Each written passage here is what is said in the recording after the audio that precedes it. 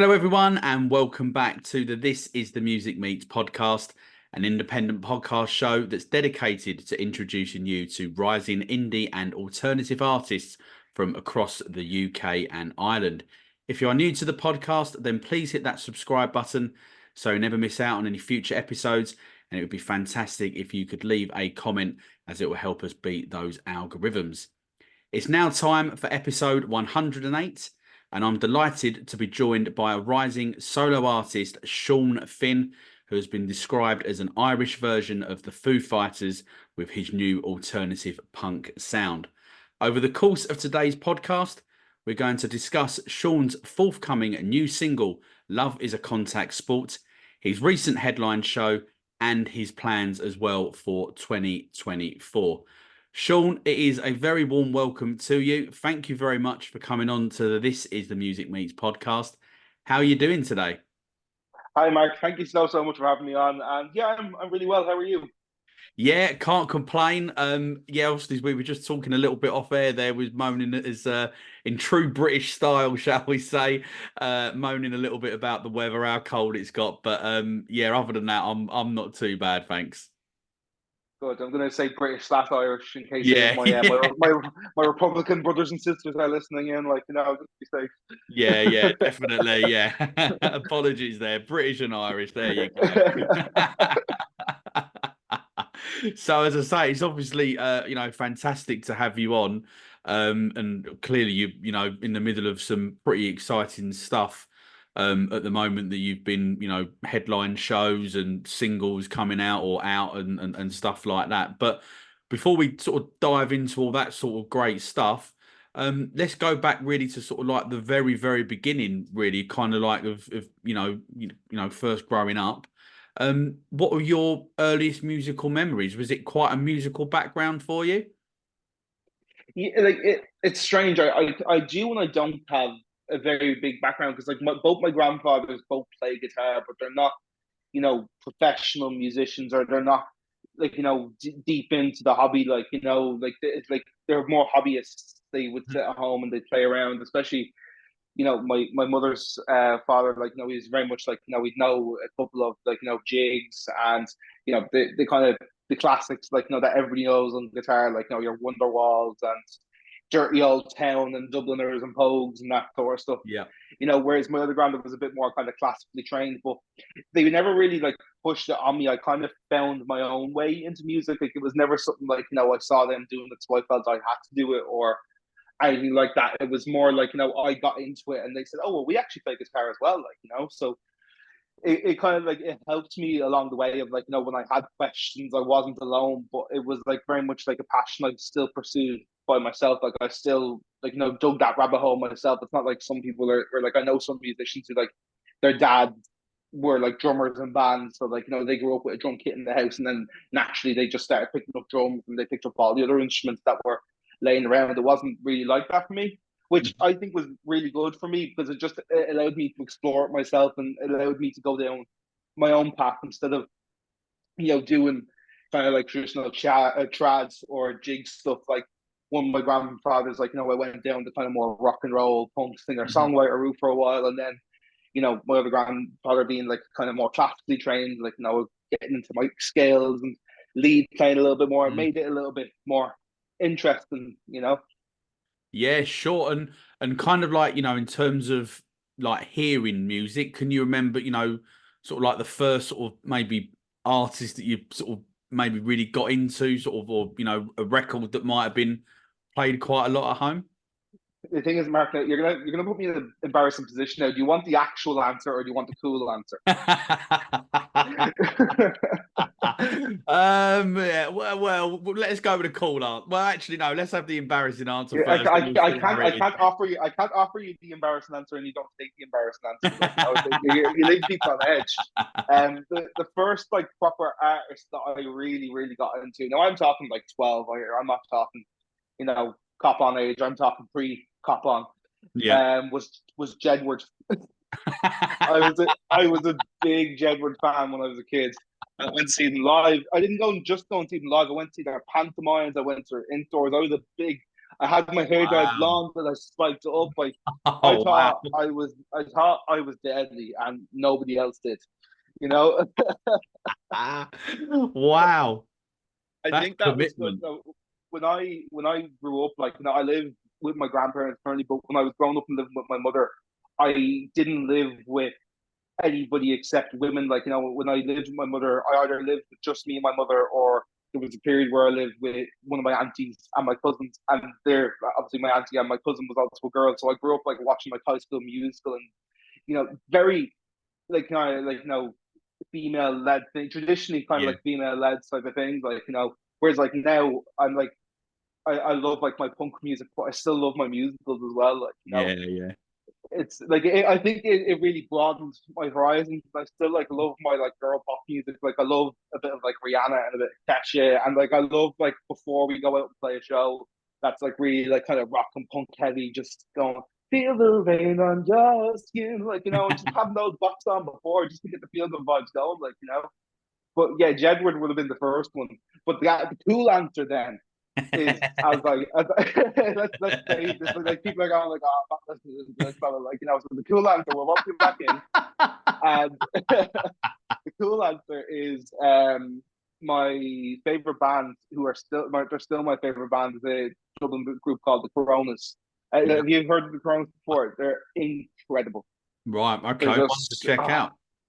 I absolutely love the Crowns. They're not particularly punk. They're kind of alt rock kind of vibe, but I remember being like kind of 15, 16, and like I was starting to then kind of get into more rock music, and like I was, becoming more aware of like Nirvana and Britpop and Yeah. glam rock, and I was starting to kind of broaden my horizons to more than what was just on the radio. And the Crowns were the first band that kind of cut through. While they were definitely popular on Irish radio over here, it was the first kind of time I really felt the connection to, Yeah. not just the lyrics, but the music as well, and like, what the music was trying to do. And they're still my favorite band today. Like, I've got all the albums. I'm lucky enough to know the lads on kind of like, a bit of a basis. Like, and I remember the day they followed me on Instagram, and I had a freak out. It was like one of the best things that ever. It was like one of the best 5 seconds of my life. But yeah, I'm lucky enough to have a bit of a chatty relationship with them as well, and they're the nicest group of lads, and they just make music that when I think of music that I consider like perfect, that's where it is. Like, it's not exactly the type of music I'm making myself. Like, my stuff would be a bit more punk rock, Yeah. and that's where like my influences for like Arctic Monkeys and Foo Fighters would come in. Like, that's what a lot of people would say my stuff sounds like. And I love the Mhm. Foo Fighters, and I love the Arctic Monkeys. I've seen them both live, and I watch the interviews of Dave Grohl and Alex Turner all the time, because they're just incredible to listen to, not only for entertainment value, but also like the musicianship value that they offer Yeah. as well. Like, I love watching a podcast with Dave Grohl for an hour just talking about the snare drum. I love it. Like, you cannot love it. Like, same with Alex Turner talking about his lyricism. Like, so that's where my kind of sound has kind of naturally come from. Mm, mm. Sure. Okay. And kind of like, then, in terms of like a first gig as a punter, is there two answers to this? Have we got the not so cool answer and the cool one, or? Actually, yes. The thing with me, I'm a big fellow. There's two sides to me, So there's the cool side, and then there's the not so. My first, like, I'm gonna give you my first gig, full stop, and then I'll give you the gig that gave me like, that made me awe inspired. Like, no, so the first gig I ever went to was Shane Ward. Believe it Wow. or not, the old From the X Factor. Wow. This is yeah. wow. Don't ever say I don't have a diverse music taste, fellas. Honestly, yeah. No, I think that was more like my mother brought me when I was like 10 or 11 or something like that. We went along because I liked. I think maybe that song Breathless or something like that. And I watched them on X Factor. I was of that generation that, like, was living to watch X Factor every Saturday night. Like, Yeah. Yeah. again, growing up in a house full of women, that was all we did every Saturday night. Like, you know, get the dominoes in and go down to the local shop for a munch and watch X Factor, and be 10 minutes behind everybody because somebody wanted to pause and go to the toilet, and then once they got back and somebody else had to go to the toilet, so I found out on Facebook who actually won 10 minutes before it was actually on my television screen, like. But yeah, so Shea Ward was my first concert, but again, like, if we're going down the awe-inspired route, the Coronas would have been my first big one. I think that was kind of where I made the connection of like, this is what I want to do. I remember seeing the guitar player Dave McPhillips. I remember him playing the solo to a song called San Diego Song, which is, if you're gonna check them out, listen to San Diego Song. It's like, it's huge over here. It's like everybody in the country knows the lyrics to that song, and the guitar solo was class to it. And I just remember, right now I can pinpoint back to that exact moment. I was in the Olympia Theatre. I was with two of my best mates at the time, and I just remember looking at him playing that guitar solo, and I hadn't picked the guitar yet, and I just said, that's what I want to do. Like, I want to have the effect that he has on me, and that this group is having on this audience right now. Like, I can only imagine that's the best feeling in the world. And it kind of just naturally came from there. Like, so that's when I said, like, I want to start learning the guitar. So I asked for a guitar for Christmas that year, and I just went down that rabbit hole, and it's gone well so far, Yeah, and obviously never look back. I think it's fair to say, and obviously that kind of like leads us on pretty nicely to the next question, because the new single, "Love Is a Contact Sport," is released at midnight tonight. And you've also very kindly allowed This Is the Music to play exclusively on our Rise of the Indie Artist show this evening as well. So thank you very much for that amazing opportunity. And I'm really enjoying the song since you've sent it across. So kind of like, how excited are you to be getting your first tune of 2024 out there? Yeah, massively. Like, I wrote that song just over a year ago. So my music has had kind of like a bit of a renaissance over the last year, because I'd released an EP before, and it was more kind of like it was a lockdown project, really. Like, I hadn't recorded music before. I hadn't really thought about going solo before, because I was in bands up until I was about 19, 20, and then when the pandemic happened, we were kind of locked into the house, and I Yeah. just started making music. And I never really wanted to be the singer. I loved writing my songs, but I never wanted to be the singer of a band. I always just wanted to be the guitar player or the bass player, because I just didn't, I wasn't very confident in my singing voice, like, and that really shows in the first EP, I think. But as I've kind of released since the EP, I think I've gotten stronger with every song. And then last year, when I released Rise, I kind of like had this renaissance of, like, I had a new sound, like, Yeah. kind of went more towards the rock stuff. And that's where I think, like yourself, started to notice me a bit more. And like, I started getting a lot more radio play outside of Ireland, and I started Yeah. having my friends and family go, "That's actually good. It's not all right," or they're not saying it's good just because they love me. They're saying, I would actually put this in a playlist. Like, it's nice to have that. It's nice, but it's also very like, oh, okay. When like they go, "This one's actually good. Like, what happened?" Like, it's a nice feeling, but it's also a bit like, oh, okay, this is a. I don't know if I trust you this time, or if I shouldn't have trusted you last time. Like, but yeah, I wrote the song just over a year ago, and like, I remember writing the song. I just remember finishing it going, "This is class." Like, it was the first time I like finished writing a song, and I was like, I cannot wait to release this. Like, I do get excited about all my songs, but it's a bit more of a slower process where you're speaking and you're like, "Oh, we could add this," and then maybe you're recording, you're going, "Oh yeah, this is gonna sound really good." But I remember finishing writing that song on my acoustic guitar, saying, this is the one." Like, I spent like a week writing it, because I had the kind of vibe and the groove to it, and I just couldn't get the lyrics quite right for a couple of days, like, and then once I got it, I was like, I just love this. So this song's been like a year in the making of me being like, I can't wait to release it, but I want to wait to release it at the right time as well. I Yeah. don't want to Yeah. just record it on Logic and then have it out in 2 months, because I think that would be very selfish of me as well, because I'm just chasing that adrenaline rush, really.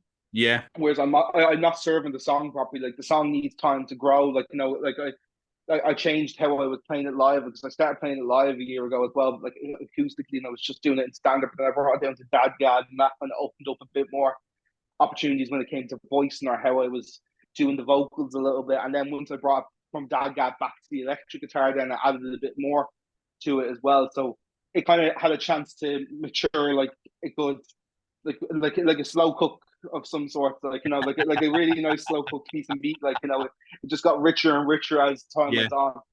And yeah, then like once we had like the news, the headline show, I knew I have to release it around that time. So it was a matter of debating whether we do it before or after. And I decided to do it after. Build up a bit of hype, have something to post about on Instagram after the show. Really.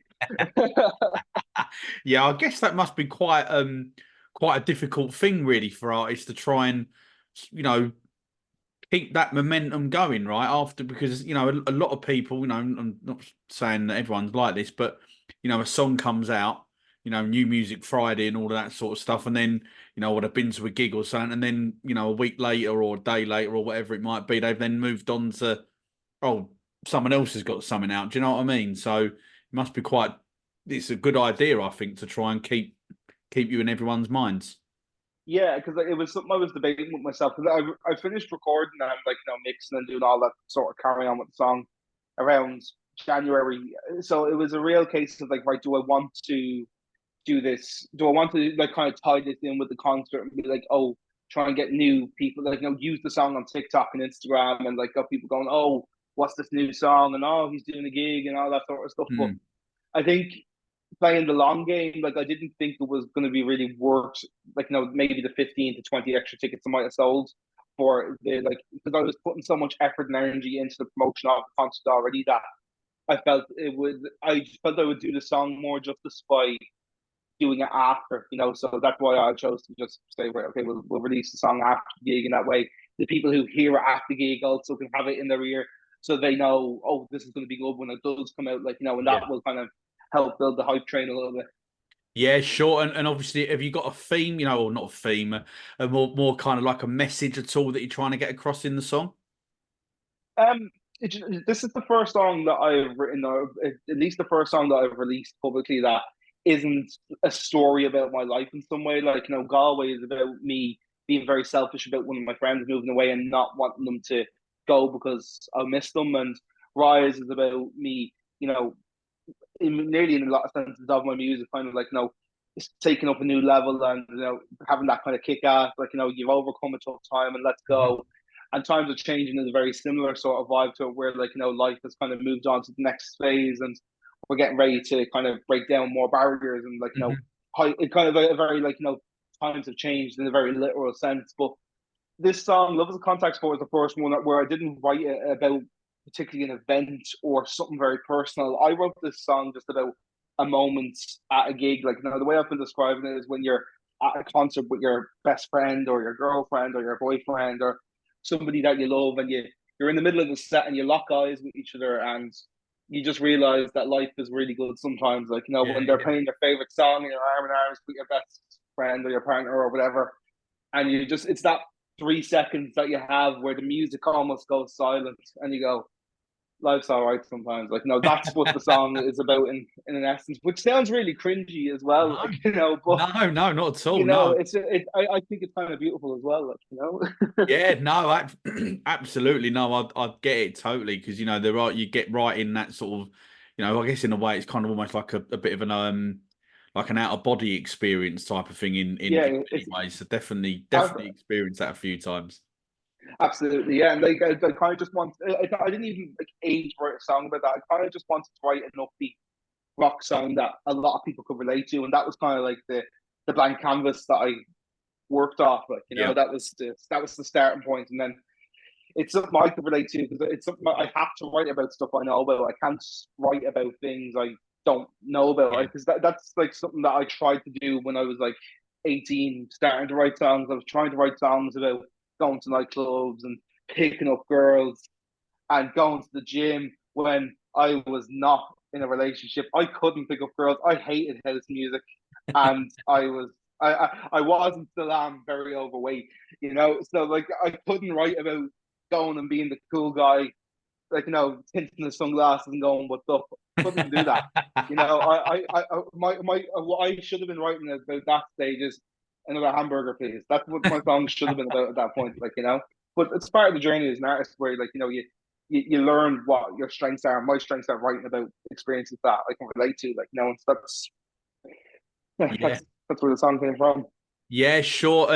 And you mentioned before about, the EP that you put out. Obviously, it sounds like it was sort of like home recorded. So was Love Is a Contact Sport and obviously the two singles, Rise and Times Are Changing. Was you in a recording studio with a producer? How did you find it?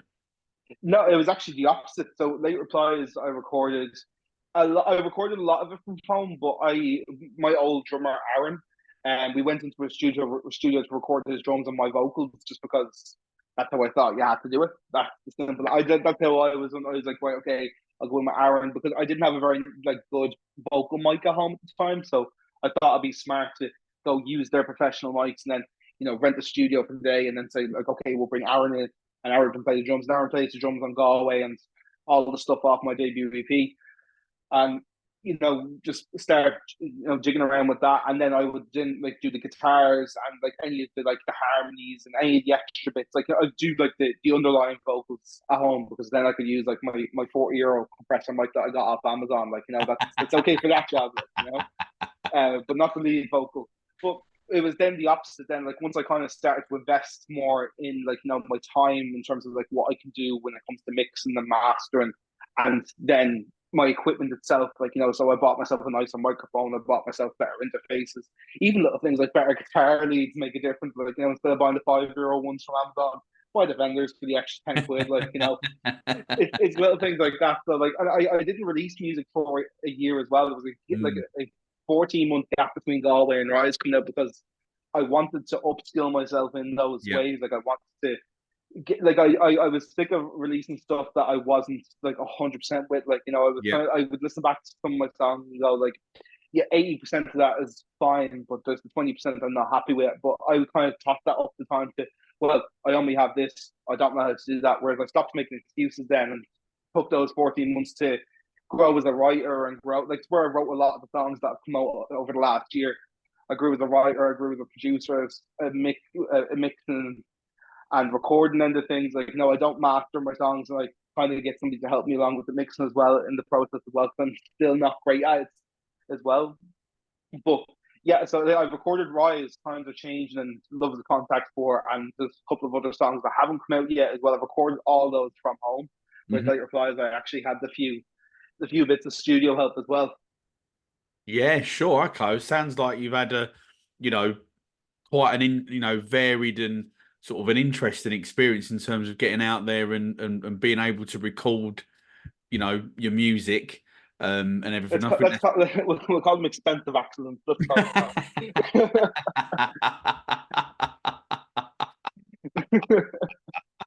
Brilliant, absolutely love that. So let's just rewind a little bit back to last year, obviously 2023.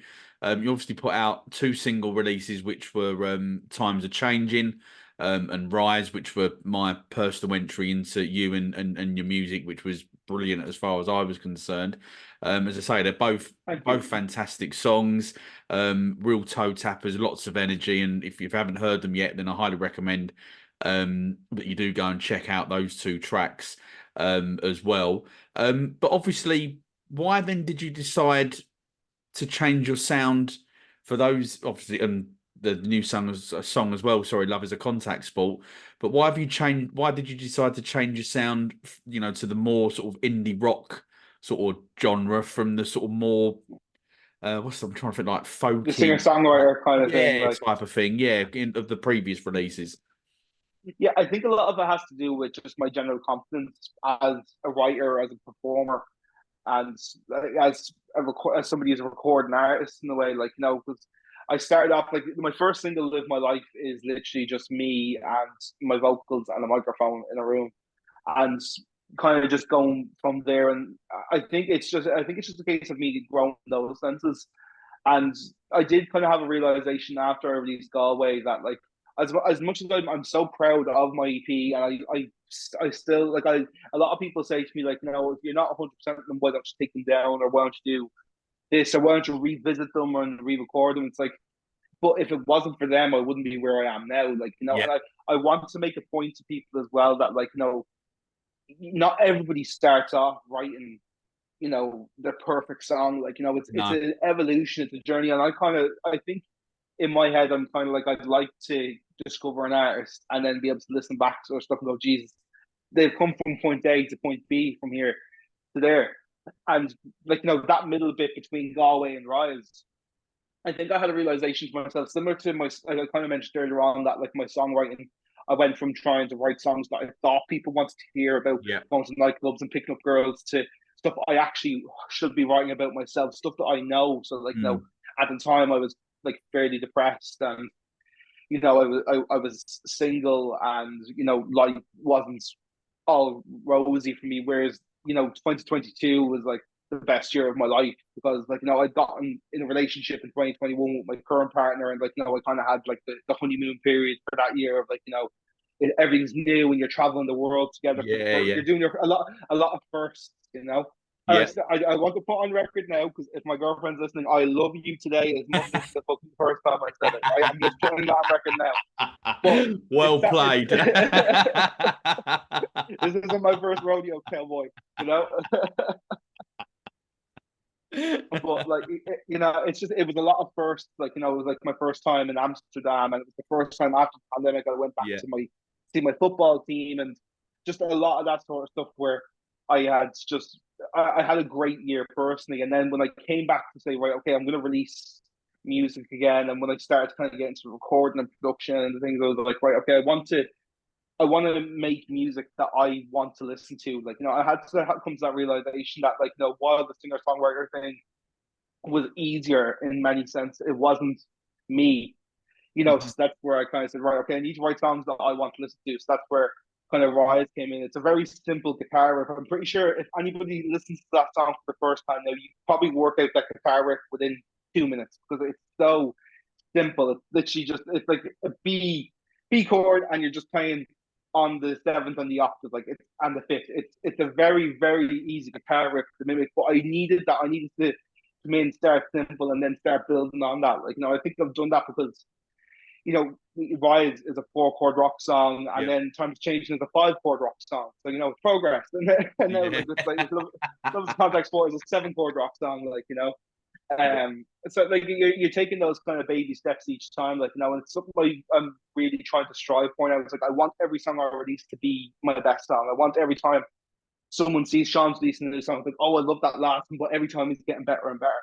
And I do have another song that was written only a couple of weeks ago that I got that same buzz with Contact Sport, where I was like, oh yeah, like I'm itching, like I can't wait to release this now. Like might try and get that out before the end of the year, because now that I've had the experience of letting Contact Sport mature and settle, I now know, like I can almost get to the destination of that one a little bit quicker then, like in terms of production sense, like Yeah, sure. Okay. So just sort of kind of keeping with the theme of the sound change a little bit.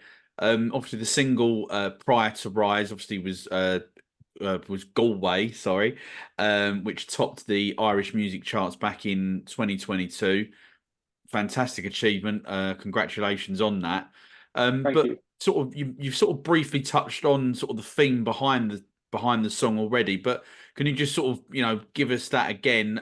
But also as well the emotions that you must have been feeling when you found out that it was #1 in the Irish charts. Yeah, it was.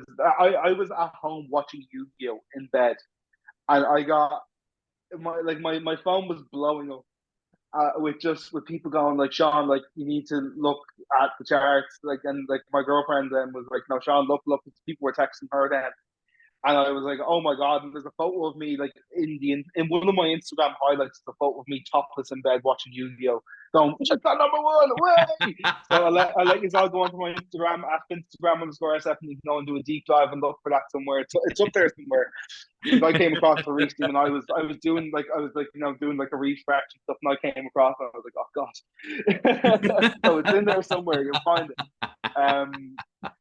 But yeah, it was nuts, like, because I wasn't expecting that at all. I wasn't expecting to get top 10. Like I think it's something that a lot of people can relate to. It's something it's actually something I'm kind of going through again right now with my best mate is moving away at the end of this week, and he's moving to Switzerland, and like I love him so much, and it's kind of hard to go through that, but because I've already been through it, it's kind of like I've been talking to like our other friends about it as well, and just saying, look, it's tough, but you will see them again. And like I was kind of going through that when I was writing Galway. Like, I was going through a lot of change in my life. Like I was Yeah. saying, like that was written in 2021, and 2022 was the best year of my life. But that was because a lot of stuff changed in Yeah.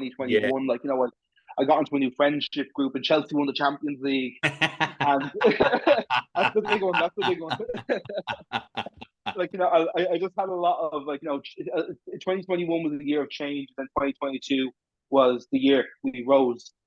Surprise, where we kind of we strived on from that, like, but I remember, like, when my friend was moving away, I was like, I just don't want this to change. Like, I love you so much, and I don't want you to go, because there's a lot of change going on in my life right now. And there's one of the lines of the song. It's because my friend who this is about is the girl, and every single person thinks there's a line in the song that says, "I always wanted to show her how I felt, but I couldn't. I couldn't ever watch us grow apart." And that's everybody thinks you fancy her. That's it. That's it. You definitely fancy her. It's like, no, it's not about that. It's about me not wanting to say, please don't move away, because I'm really struggling right now. That's what the line's actually Yeah. about. Yeah. And it's about kind of those internal conflicts. Whereas, like, now my friend's moving away, and like, while it's sad, I'm also excited for him, because I've Yeah. seen what it's done for my other friends, Mhm. and I'm excited now to be like, I can't wait to see how your life goes, and I can't wait to do a FaceTime with you, or come and visit you in Switzerland and have all these new experiences, like, So yeah, it was mad, like, the whole kind of like thing. I think a lot of people can relate to that, and that's probably why it's done so well, and why it did chop the charts, because I think most people will have somebody in their lives who Yeah. has to move away, or you lose touch with, and like, you almost feel very selfish for not wanting that to go. Like, I think it's something people can relate to, and that's probably why the song done so well. Yeah, yeah. No, as I said there in the question, I mean, it's obviously a fantastic achievement, and say, congratulations, and the emotion there, I can hear it now as you're describing it, how what it means to you, and I think that clearly, obviously, that comes across in the lyrics as well, and Thank you. as you say, it's everyone, I think, at some point has probably experienced something quite similar. I would have imagined. It's definitely getting me thinking about things that have happened as well.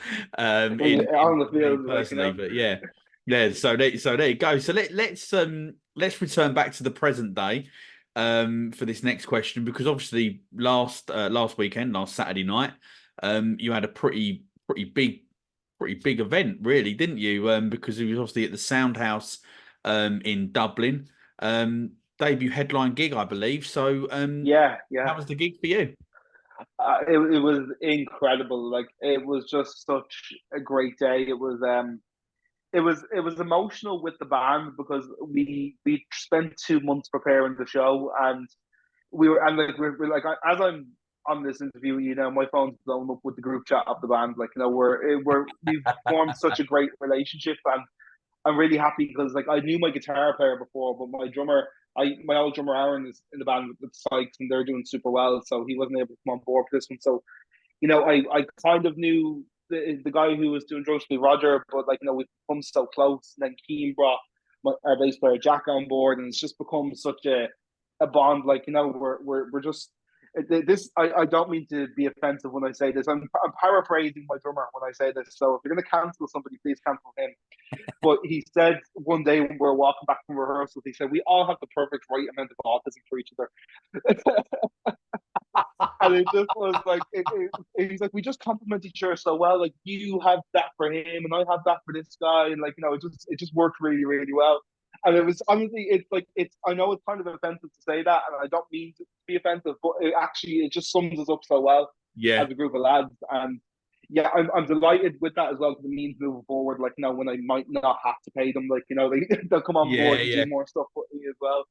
But yeah, like, as a band, it was really emotional. It feels weird now every week that I've not seen the lads. Like, saw each other every week or twice a week sometimes for 2 months, and now we're just texting saying, "Oh, next time when we do that, like, we've said we're obviously still going to be rehearsing, because I'm always going to be writing songs and stuff, yeah, and it's nice to have that." But the day itself, like, it was so amazing to see people spending their time and spending their money, especially in the cost of living the way things are right now. Like, Mhm. I really appreciated people spending that €25, like, because I know €25 is a lot for some people right now, yeah, like, and I really can't. undermine how thankful and like how much gratitude I have for those people for coming out and spending the time. Or like I knew like 3 people who bought a ticket but couldn't come just to show a bit of support, like because it was like they weren't in the country, or my friend who moved away and stuff, like just stuff like that. It really touched me so much, like and it was great. And that the day itself was like a dream. Like I couldn't have asked for much more on the day. Like the crowd, like it was packed. It didn't sell out. I didn't think it would sell out. Like it's not about that. It's about the people in the room having a good time, and the vibes were brilliant. And every song that I only forgot the lyrics to one song, and it wasn't my song. It was one of the covers, so that's fine. So in terms of on stage, and similar to what I said earlier on, I got off stage, and every person said to me, I don't know what I was expecting, but it was so good. Like that kind of almost like a backhanded compliment of going like, I was expecting it to be okay, but it was actually really good. I actually had a good night. I'm like, I thought you would, yeah. Like I have been working. I wanted you to have a good night. Like Yeah. I think that's been the whole thing of the last year. People, because I had that kind of maybe more of a slow start with that EP. People are kind of like. I don't know, especially like my friends and family who their first impressions of me would have been that kind of slow singer songwriter, still kind of finding my feet sort of vibe. Whereas now, like my auntie, all I've heard from the last 3 weeks, my auntie has just been like talking to my grandmothers and stuff, who like people who couldn't come to the gig, like unbelievable. So every time I see somebody who wasn't at the gig, they're like, "Oh my god, you Kira telling me that like things are unbelievable," like So I'm like, I probably out here a percentage of the doors, to be honest with you, like yeah, it was amazing. Like, and looking back on the photos and the videos, it's just it gives you the itch to want to do it again. Like it was a lot of hard work, especially because I've done it independently. Like I didn't bring on board a booker or an agent. I'd done like everything from the playlist that was on before we came on stage to like every little detail with the venue, all the social media stuff. Like everything was anchored by me. There wasn't anything that didn't go through my eyes, like which I was really proud of, because like this whole thing started in August last year. That's how long I was preparing for, because Wow. I wanted tickets to be on Ticketmaster. I wanted things to be professional. I wanted to have my own. I wanted it to be a show that I'm proud of. I wanted it to be a show that I would want to go to, and Yeah. like that took a lot of work, especially because I was working by myself. Where it wasn't an easy process every single time, but it was worth all the hard work, like 100%. I'd do it all again in a heartbeat. Brilliant, great stuff. And from the little clips that I've seen and stuff, it did look like it was a top night. So one of the things that I would like to know, looking back at what you have done over the last sort of 2 or 3 years or so, is there one thing in particular that you're most proud of?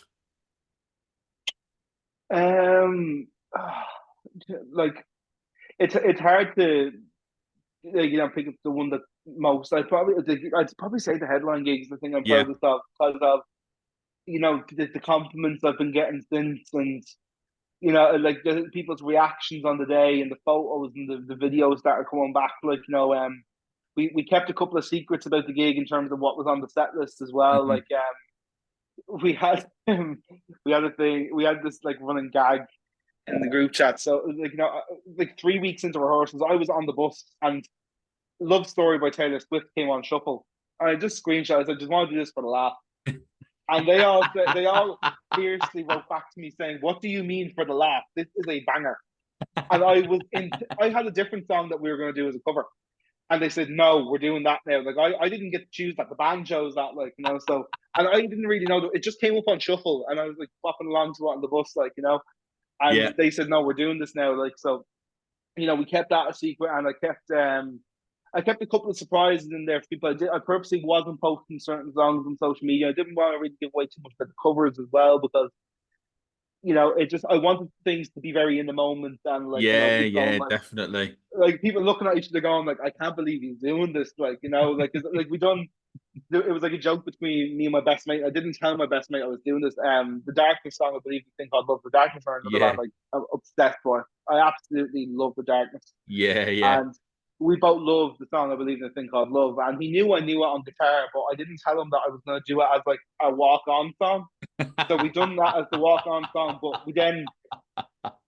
we then stopped the backing track and like joined in and clicked in on time, like so like it was a very like we had it that it was after the first chorus that like we'd come in on time, we'd finish the song, and doing those vocals, I don't think anybody was expecting me, even the band at times weren't expecting me to get those notes, because depending on That's a how I'd warmed up, it was one of those ones where I was either smashing it or it was falling so flat, and it was the first song in the set as well. So a lot was right now. But we got it on the night, thank you. Like, but yeah, I was just so proud of the whole day. Like, just everything from it. Like, and I'm so happy to have I'm so proud of the band. Like, the guys that I brought on board, and my photographer. Like, I've been working with my photographer Liam for like 5 years now, and just like he kind of says we gave each other a hug before and after I was on stage, and we're like we've been like on this journey together, like because he's now grown into like one of the best photographers in Ireland now, like and I'm still at the level I'm at, like but like we're kind of just knowing sure like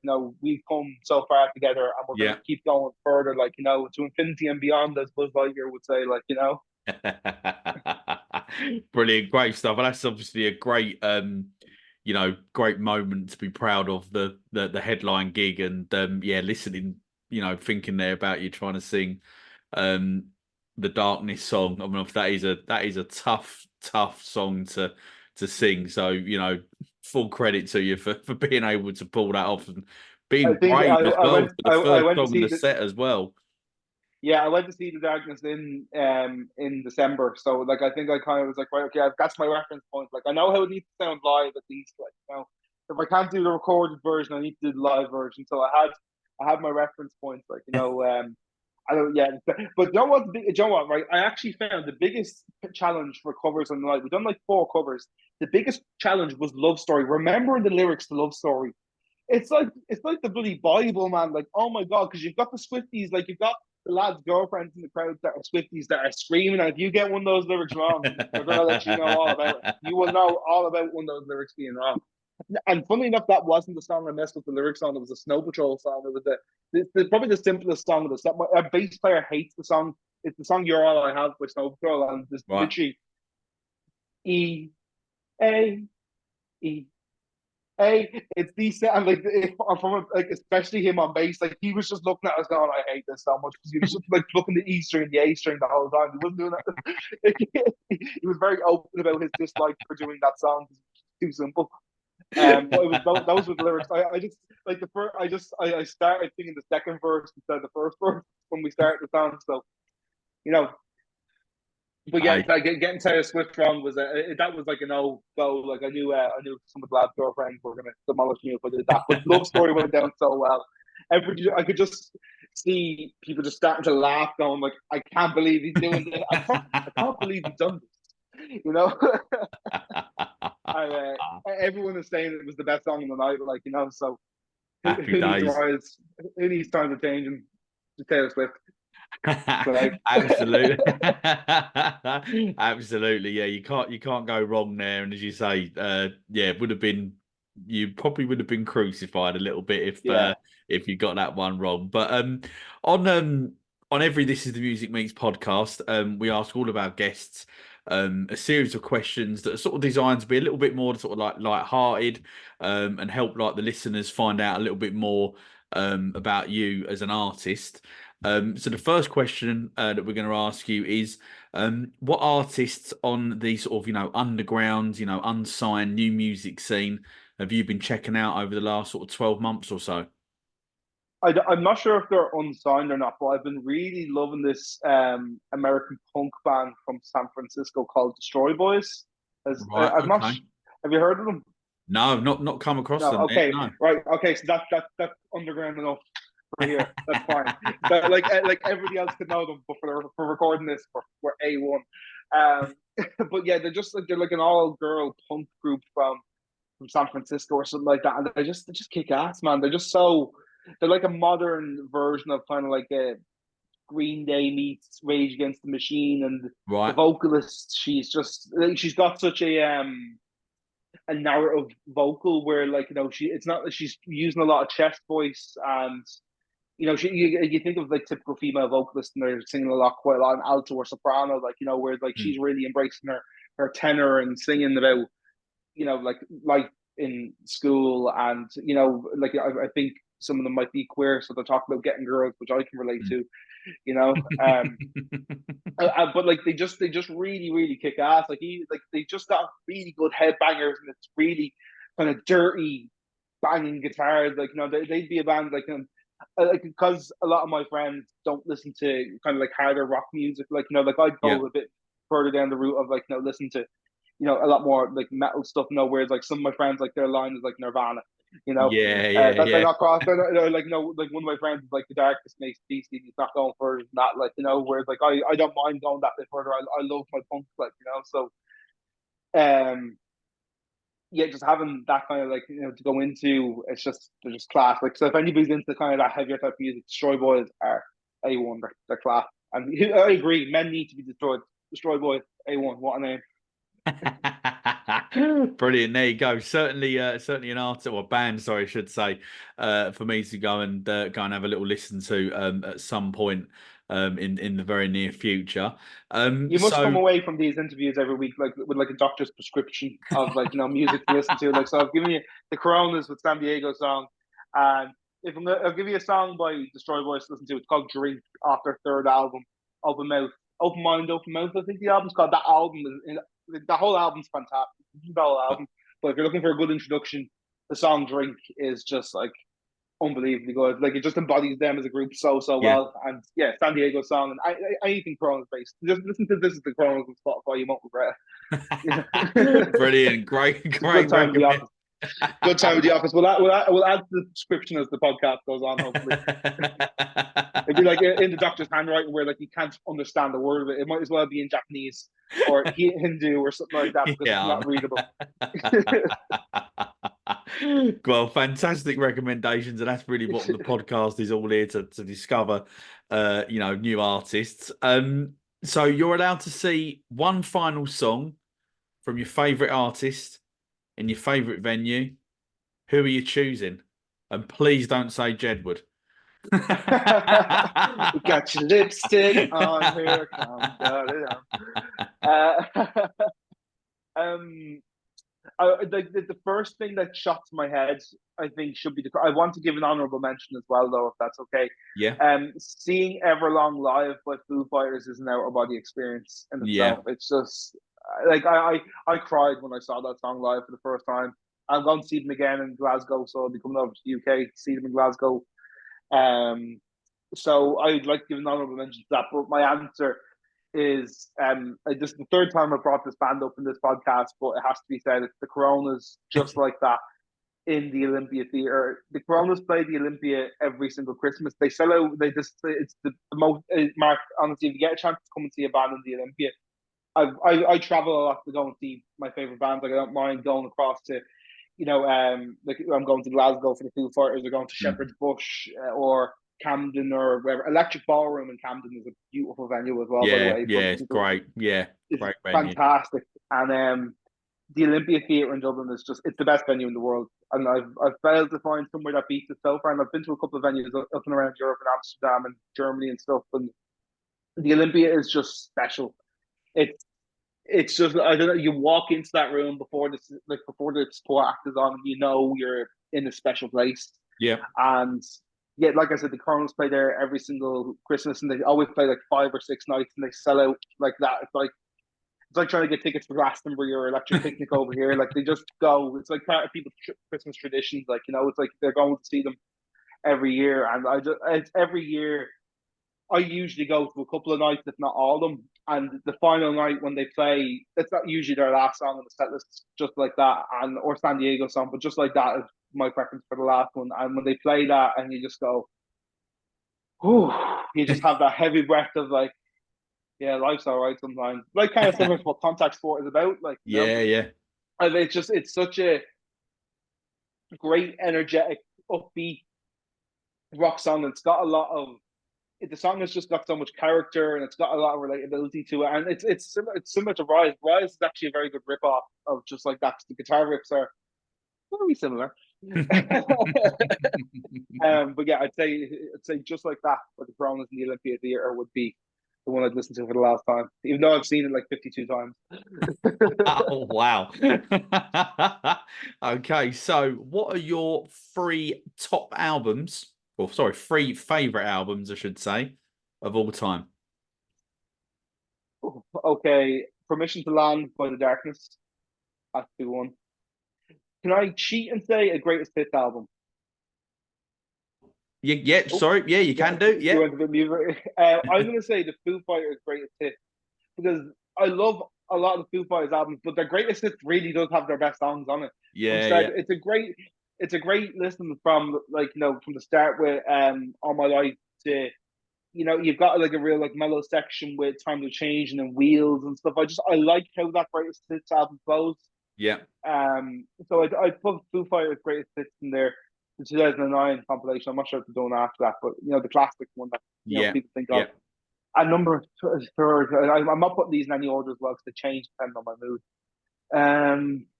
I'm not saying Coronas again. I'm going to give somebody else the spotlight. I'm not saying Coronas.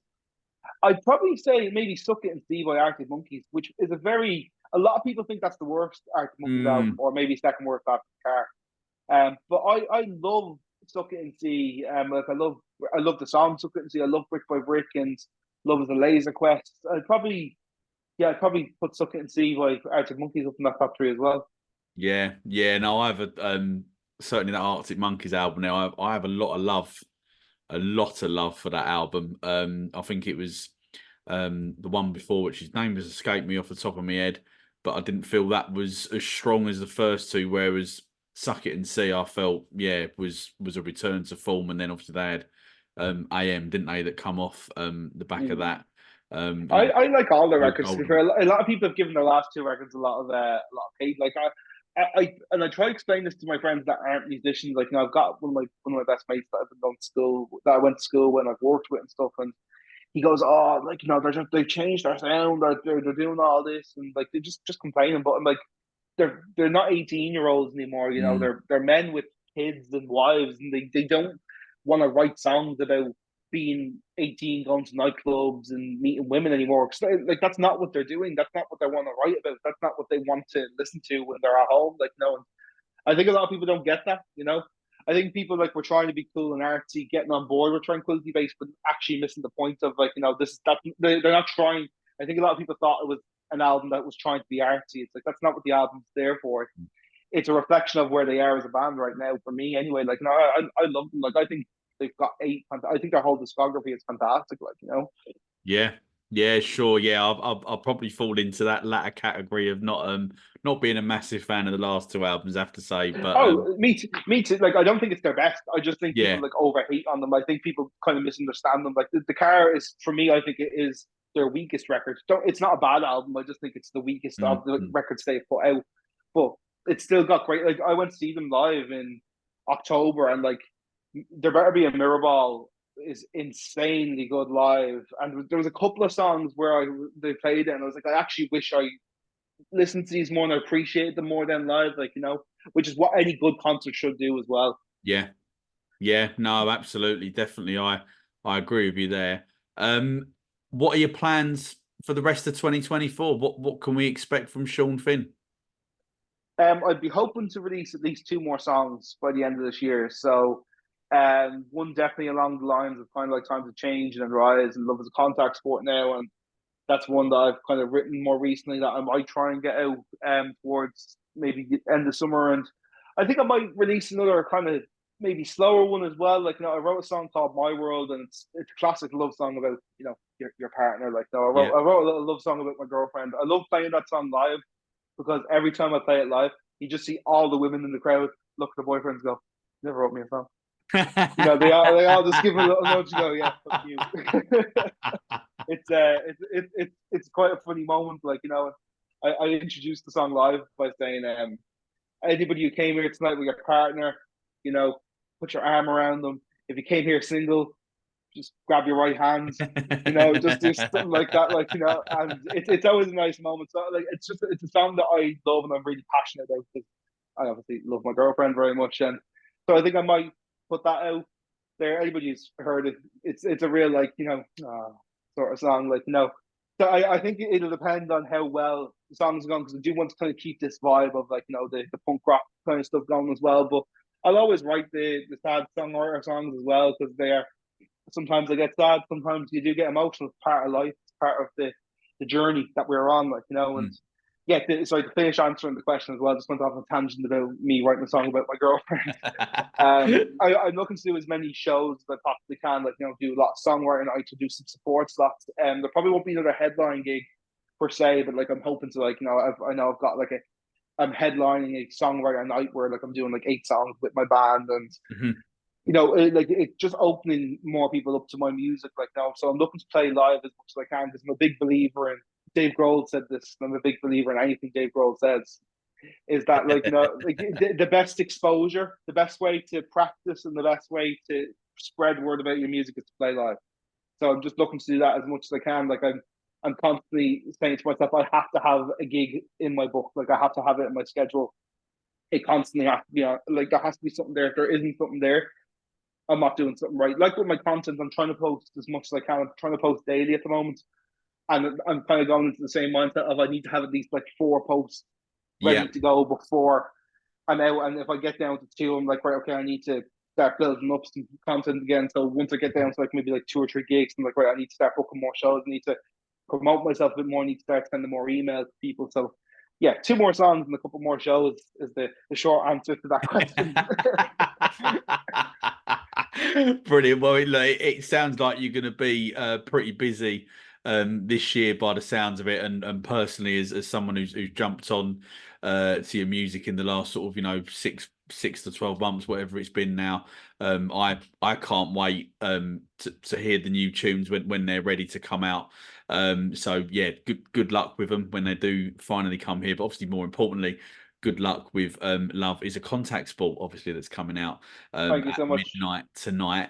But Sean, look, unfortunately, that is the end of the podcast. You probably guessed that the way there that I was finishing off there with that little bit. But I just want to say thank you so much for coming on and being a really, really good guest. I've really, really enjoyed it and had a very good laugh with you. And it's been great to get to meet you, at least virtually.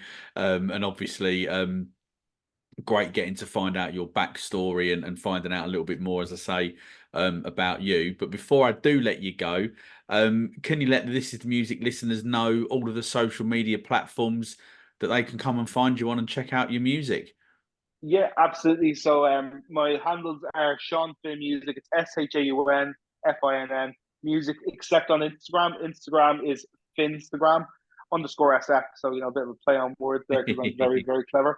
You can also go to ShaunFinn.ie. ShaunFinn.ie has everything. Has the new music, has all my old stuff as well. It has release dates and all that sort of information. I've got the mailing list there as well. The folks in the mailing list know about all this sort of stuff before anybody. So yeah, the mailing list is quite cool. It's very personal. I kind of talk in the first person quite a lot, instead of saying Sean's new single, I'd say my new single, the sort of carry on. But yeah, so SHAUN, just like the Brits spell it, FINN. The amount of systems my name is SEAN Flynn is unbelievable. So SHAUN FINN, can't stress that enough, everybody. And then you put .ie, and yeah, thank you so much to Mark and the This Is the Music team. These are all legends, and thank you. So I've had such a blast sitting here. I never thought I'd be so happy to be watching Chelsea goal notifications go by and just sit and have a chat. We're 1-0 down to Arsenal at the moment, so whatever. Brilliant. Well, at least I hopefully that I've made up for that and the disappointment there of I've Chelsea. definitely had more fun with this interview than watching any Chelsea game. Well, maybe the City game and the United match. They're the only two that weren't more fun than this. So thank you again, just properly. Thank you so much for having me on, Mark. I love this. I've had a pleasure, and let's do it again sometime. Yeah, no, absolutely, definitely. I'm sure that we can get that sorted, and all of your social media links that you've just mentioned there, they will be in the episode bio as well. So yeah, so go and check Shaun Finn's music out and give him some support. Not just for the new single that's coming out at midnight, Love Is a Contact Sport, but also his previous releases as well. Shaun, thanks again, and I wish you all the best of luck in the world. Thank you so much, Mark. And all that leaves me to say is to thank everyone for tuning in to the latest This is the Music Meets podcast.